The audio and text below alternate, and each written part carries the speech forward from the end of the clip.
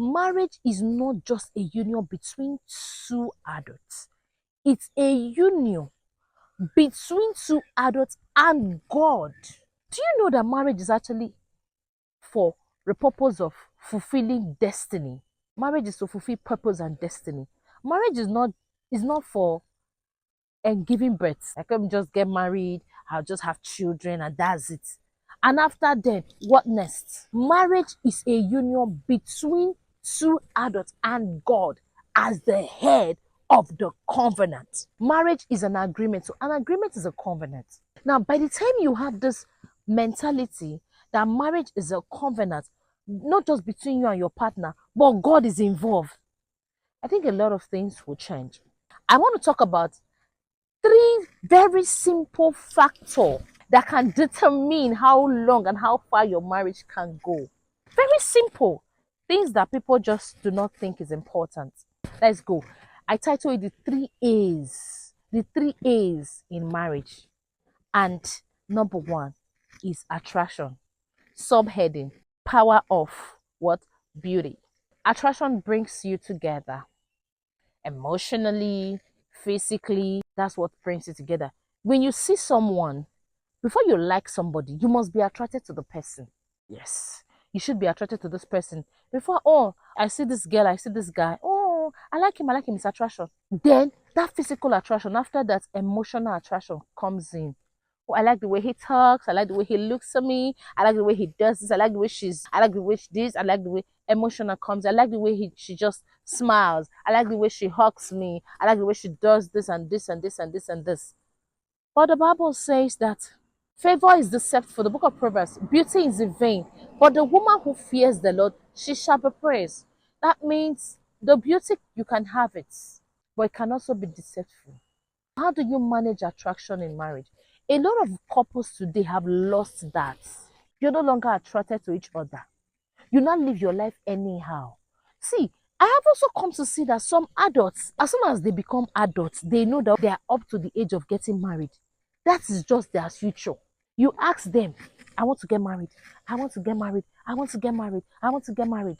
Like a pastor cracked a joke one day in church. He said that some of them, by the time they are not talking in tongues, be hearing in their tongues when they are praying in tongues, when they are praying in the Holy Ghost, because that's what you think about.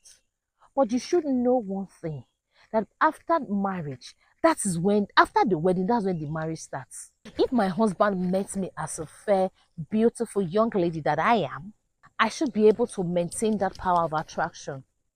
Everybody, both man and woman, we love varieties. Yes, we love varieties. That is why you can see that a man or a woman will go out, or will go out today and see a man, another man, and be attracted to the person, because your partner, your spouse, have lost the power of attraction. There are so many men, because you are married, you no longer want to have a shave. You no longer want to cut your hair. You don't want to have your shave, your private areas, you don't want to shave them. You just want to be dirty because she's my wife. She should accept me the way I am now. I don't understand. I'm not working for the family. Uncle. Then tomorrow you are complaining that your wife is not allowing you to touch her. You're no longer attractive. You have lost it. Then for the woman, oh, my women, you know me, I used to come and talk about it for a lot on this place. Some women, because you are married, you smell. A woman will carry her hair for 3 months. You won't wash it. You won't have a nice cornrow. Now is very attractive. People know. All back, normal all back. You can be changing it every 2 weeks. Give your see.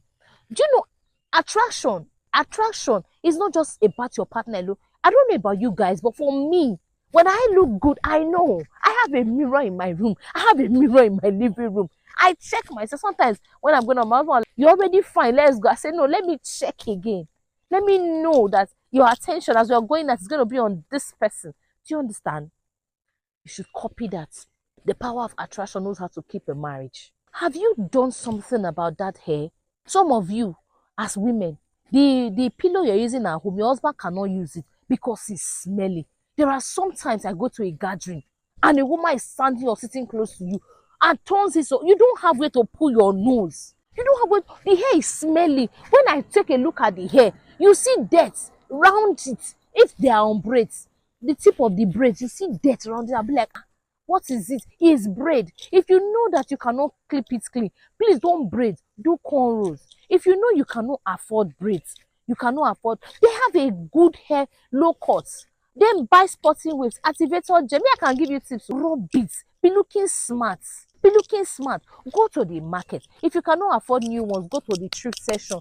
Get shorts, bomb shorts. Look attractive for your husband. If you wear pink today, wear blue tomorrow. If you wear blue tomorrow, wear red. Have you thought about wearing a nice red see-through laundry to bed? How will it make you feel? Sparkle your attraction. Get petals. It's not expensive. Sprinkle it on your bed. Get this candles. There's this candles that comes with love. Put it. Have a romantic movie night. You can make it every Friday, once in a month. If it's not around, get home before him. Tell the children, take the children to grandma, tell the children to go to bed. You can do it in your room. You can use your phone as a stand. Put that wine, put everything. Let the love. Then off the light. Go and buy good diffusers in your room when he enters. See, it's just mainly love, love, love, love. I tell you, my dear sister, after that night, do not allow it to just be at night alone. Look good. I'll just share a story on attraction. A friend of my husband in uni contacted my husband a few years ago. I think they were talking on Facebook, and she was telling my husband that her husband no longer looks at her. She had about 4 or 5 kids, I can't remember. And my husband was like, why? When he came home, he told me. I said, now let's look at what's happening. We did a video call with her. Young girl of between 40, 41, 42, let's just say. She was looking like 60. And I told my husband, because she's not my friend, I was just looking at her, she was talking and she was weeping and crying. First of all, I was telling my husband, I said, tell her she should change her hair. And my husband asked her, when last did you change your hair? She cannot remember. By the time she takes the children to school, come back home, do this and this, it is late. I said, okay, let's start with that. I said, when last did you shave your private areas? Hey, problem. I said, when last did you send lunch to your husband? The husband is a business owner. He's a CEO of a company. We don't allow her anymore to come to the company. Probably the way she was looking.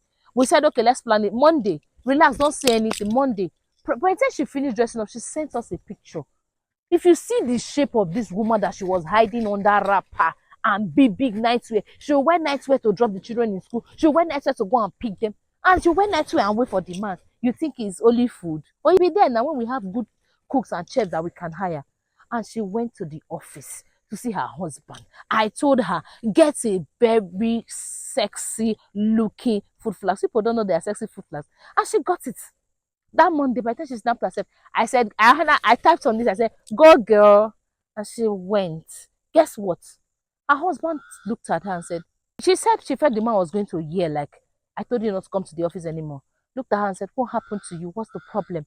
And is everything all right? The husband quickly grabbed her, took her to the office, opened the food, ate and said, you're looking so good. Please, can you maintain this? She came back home. The husband even told her, leave your car, let my driver drive you home. They need to not pick the children from school. She came back home, called later that evening. I was crying, telling my husband, thank you. Man, you know, you guys, I didn't know. Some of you are like that now. You are looking at me and watching this video. You are like that. You have left yourself because you have children. Motherhood is tasky, I know. Fatherhood is tasky, I know. You have to pay the bills, I know. But cleanliness is also next to godliness. Do not lose the power of attraction. It can drive your hope. Do you even know that where there is death, God does not dwell there? Where dirty money no dey enter. Where dirty wealth no dey come. Money and dirty no dey play. Good things cannot come into death. You should clean up the nonsense. Let good things come. My dear brothers and sisters, maintain the power of attraction in your home, in your marriage, in your relationship. Don't allow your partner to always predict you. I always keep saying this thing. Don't allow them to predict you. Hey, look at me now. He didn't even predict them. I was going to make this video like this. I cannot be predicted. One time I was on low cuts. I said, "Guy, I want to have low cuts," and I tested it, and it was like, "Wow, it looks good on you." I like varieties. See, the way to a man's heart and a woman's heart, first of all, is attraction. But you don't lose attraction, honey. You men, my lovelies, your boxers. You wear one boxers morning till night. You bathe in the evening. Some of them self no dey bath again. They smell. Boxers, they smell. If they put your boxers inside, I will show the fish will die. Because of what? Because you are married. Hello? Hello? Did they tell you marriage and death work together? because you're working, because you want to make the family happy. Oga, without the money you're getting, you're dirty. One young boy will just attract your wife like this, and your wife is gone. You start saying, you're sitting at me, I don't even know where. I'm working myself out. I'm doing this, I'm doing that. And you're doing all of that. And you're very dirty. She will not be attracted. She will carry that money and go and be give it to somebody else. My dear, I'm not threatening you. I'm only trying to beg you to please let the power of attraction remain in your home. The second A is availability, the power of presence. Love is spent time. Love is equals to time. Yes, priced. Some of you provide financially, but you're not there. Have you wondered why most so-called, or most, let's not use the word so-called, most rich men that we know about or we've heard about, their children do not succeed them. Their children are never better than them. Because the truth is, because legacy is not being transferred in absentee. Do you get that? Legacy, you cannot transfer legacy when you are absent. You want your son to be an engineer, that you are. You want your son to grow up and take over where you, or take over from where you stop. But you're never available to teach the son how to take over. Some of us are training people in our companies now.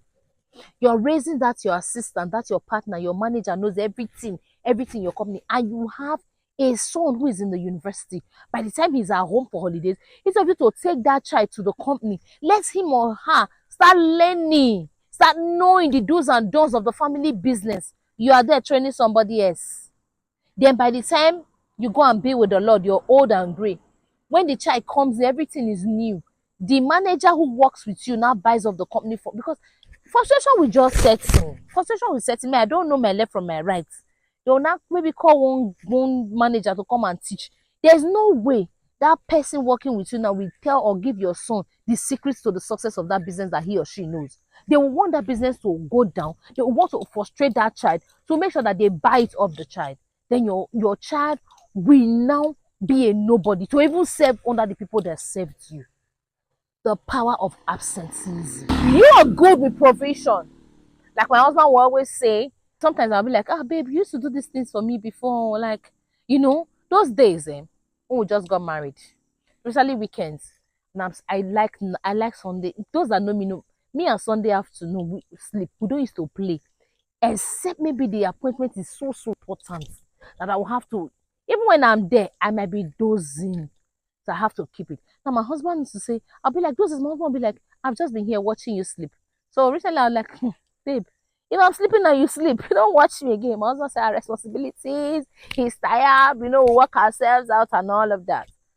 That's understood. I hear you that is like that, talking like that I provide. I have met a man, though no longer in marriage. I was trying to talk to him about what the wife complained about when they had the issue, that he's hardly ever around. Guess what he told me? If I'm around, if I'm with her, will she be living the life she's living? Before I got married, I think I was in uni. My mom was a member of the marriage committee in church then. One lady, one young wife came and told my mom, I was complaining to my mom in the house and I was around. And my mom said, but he just bought you a car. She said, mommy, I rather have a husband who is present and we are sipping garri together, going together, than a husband who will give me all the cars. I don't see him. I didn't understand what she was talking about. As a young girl, I was like, I don't understand. When the money is there, let the man go to her job, was my own. But when I came into marriage, when I entered the school that is called marriage, I knew the power of presence. Most, especially men, have this problem. You have disconnected from your wife emotionally. I made a video some time ago about intimacy. You're no longer there.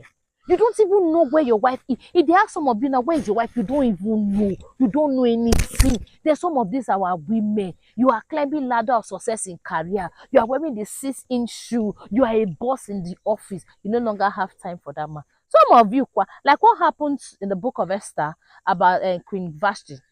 The Bible says that it was the king in the palace of the king. She was holding a feast, and the king sent for her. The palace that he gave her, the kingdom that he gave her to be queen, sent for her. Even some people, for me, anytime I go to the book of Esther, I'll be like, If I didn't honor my husband as a king, for the fact that he didn't even come by himself, he sent the princes, I will honor him because of his people. Some of you are like that. You have seen him finish. Some of you, he's the one that even carried you and put you in that office and said, ah, my wife, lead this thing. You have forgotten. When he talks to you about presence, you say you're in a meeting, you have a meeting with the presidency. If you're not there, things will go wrong. If you're not, you no longer care about your home. I recently met a businesswoman who was also a school owner. We got talking and I asked her, how do you manage? How do you juggle between this? You own a school, you go to school in the morning. In the evening, she's into production of pap and all of that. In the evening, you see her in various supermarkets in town. She's trying to sell her business by herself. And I'm like, why don't you employ people and just do supervisory? Maybe once or twice a week. She was like, no, so long her husband's food is there, the children's food is there. If it's fruit, whatever they want to do, she has fixed it. She can be here till 11 p.m. Her husband doesn't care. I told her something. I said, are you really sure he doesn't care? Then I asked her a question. Are you the breadwinner of the family? Because I always want to know the story behind it. She said, no. That even one time she went to the market with her money. Her husband was like, tomorrow don't tell me to come and put, if you pay 50,000 in the market, you tell me to come and give 300,000 to add to your business. I will not. And I told her, Auntie, I understand we are trying to be career women. I understand we are trying to hold the hedge. But you can never be the man. The Bible says you are a helpmeet. Can you please meet the help? That is not why God called you into this man's life. That's not the reason. Build time for intimacy. Find time for intimacy. Find time to be available. See, whether I keep saying this, whether he's around, he's not around.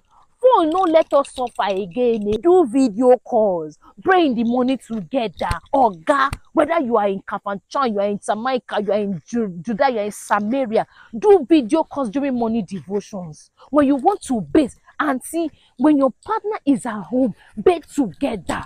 You want to eat. Many of you, my mom told me a story a few days ago. She was talking to a young couple in church and she asked them, do you eat together? The woman said, no, he doesn't come on time. So I think I just eat because I'm watching I cannot now wait. I cannot. My mom said she was just looking at her. My mom now said, so, and you are complaining. Okay, don't worry. By the time you finish complaining, that's why he likes to spend time with the boys because the boys will always wait for him to arrive. When he's spending time with the boys, they'll give him time. They wait for him to arrive. So he will spend his time with them. So don't complain again. You have to create time for your husband. Somebody shared with me how her husband loved to gist when they are eating. So she was like, how do I juggle between that and the children? And we say there's no talk. You don't talk while eating. I said, now go and create a rule like I've created in my home. Children don't talk while they're eating because as adults, if the food is going the wrong way, we can actually manage ourselves, but children they cannot manage it. I said, then gist with him. Have the alone moments every day. If it's the one you can go to work and come back every day, 30 minutes is not too much. 50 minutes is not too much. Don't be in a hurry to shut your partner up when they are telling you about their day. Learn to ask. Create holiday time, vacations, intimacy. Then again, this thing I used to do in my home. Every year and the both of you join hands together. Is there anything I've been doing that is not making us grow in this marriage? Can you please tell me? I write it down. I go to my prayer altar. I start praying, Lord, I can't do this alone. My major aim in life, and is to fulfill purpose in marriage, not outside marriage. So for this purpose to be fulfilled, Father, this thing my husband has complained about, if it's not giving glory to him, that is not giving glory to you. Please take it off my life. I consciously and intentionally work towards it.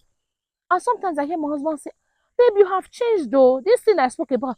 And you know, unconsciously, I just see those things going away. Please put that.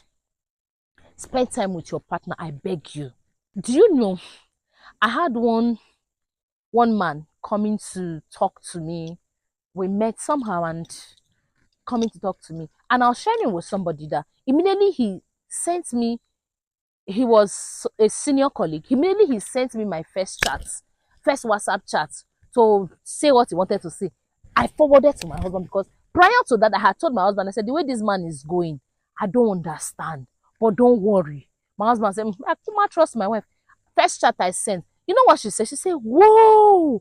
That's how they say, oh, that for you to be able to overcome that temptation, when it's at preschool level, involve your partner. So me and my husband, anytime, my husband will be like, Alpha, did he send chat to that? Say, I have not sent. We'll just discuss about it. And before you know what's happening, one of those essential, my husband replied, and that was the end. He never sent that again. And I told him my husband is aware of this thing. I don't hide anything from him. I don't want the devil to come and be talking to me the way the devil spoke to Eve.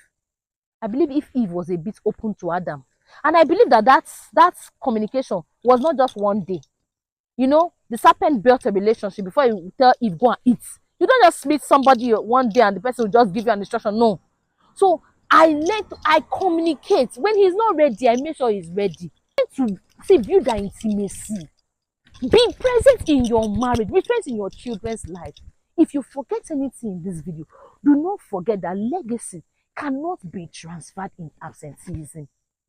If not, let's look at somebody that we all know, the great man who spent all his life living for South Africa, Mandela. Have we heard something about one of his children becoming the great person in South Africa or even in the world today?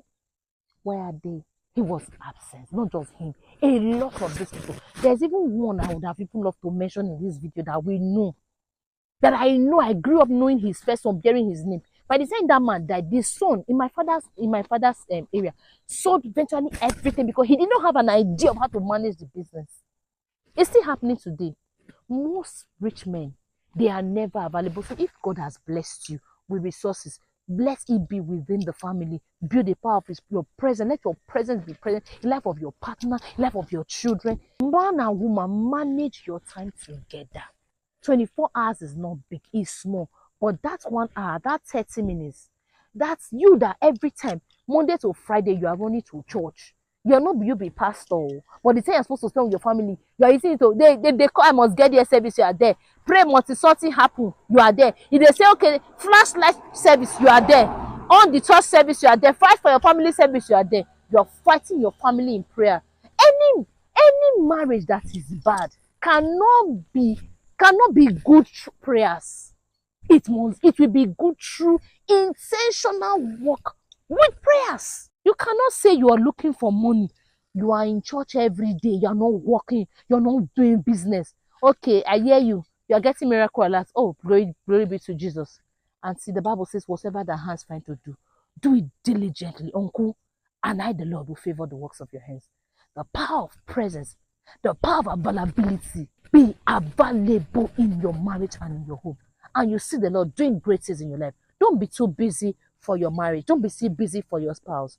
Don't be too busy for your partner. Thank you. The power of availability is one of the 3 A's that makes marriage sweet, long, living in happiness and harmony. The 3rd A is attitude. Your spirit in the home and in your marriage. Attitude. What's attitude? Your character. Your attitude can either build or destroy. Remember, only 2 women or 2 women that the Bible says, the foolish one and the wise one. What makes a woman wise? What makes a home wise? Your attitude. You should allow peace replace hatred. Why forgiveness should replace grudge? Why should you even hold grudge against your partner? See, this attitude is on both sides. It's not just the man, it's not just the woman. It's on both sides. Do you know that your attitude can either kill or destroy a home, your marriage? The way you treat your partner will either make them love you more or make them hate you more. That is why I said I used to do everything every year with my partner. We'll talk about what are the things I did this year that you did not like that we need to change. Because we both know that our marriage is locked. Like we used to say that I used to say that our marriage, my husband would say, this marriage, if we make up our mind that it will no longer work, we don't know what to sell everything and just share the money. And I would not say, even the children say, we will share everything. Because for us, we have never thought of when we leave each other what's going to happen. Because we're intentionally working on our attitude. Some women have destroyed their partners with their mouth. Your attitude is things. The man married you, he was attracted to you, you were valuable, but your attitude, Jay, even the devil said they fear you. Therefore, the men, if you know that you want to marry somebody's child, you don't have the attitude to keep her. Somebody asked me a question one day, can God trust you with his own? You know, I saw a video online a few days ago how a man was pleading with I don't know if it was an AI video, but it touched me. The man was pleading with the son-in-law and said, "This is my precious daughter. If you know you'll not be able to treat her well, anytime she offends you, please do not hurt her. Bring her back to me in one piece." Why are fathers regretting giving you their children? Why have you turned them into your children? And a lady contacted me some time ago and told me that she has a cane in her home, her matrimonial home. Her name is labeled on it. Her children, they have cane. If she misbehaves, the husband will flog her with the cane. Eh? And I said, Kwa, are you serious? Oga, you married an adult, not a child, not a baby. If you talk to some men and say, why do you hit your wife? They will tell you, we need to correct them. I agree, oh, you are correct, or God made you disciplinary. Thank you. How many times has Jesus flogged you for erring against God? You keep asking God for forgiveness and you cannot forgive, and you cannot sit your partner and talk to your partner like you're talking to a partner and not a child. Your attitude is you don't know when to say no, you don't know when to say yes. You're keeping grudge, you're keeping malice, you're just building on it. I need you to know something, that the enemy in your marriage is not your partner, but that attitude. Your partner is complaining about one particular thing. You cannot work on it to change. You will say, that's how I am. Oh. That's how I am. When you marry me, now see that I have this character. I'm very, hey, something just struck me now. I was talking to my husband about it a few days ago.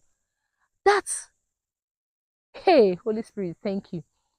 Do you know that being bold, being blunt, let's use the word, they say being blunt is sometimes misused with being arrogant.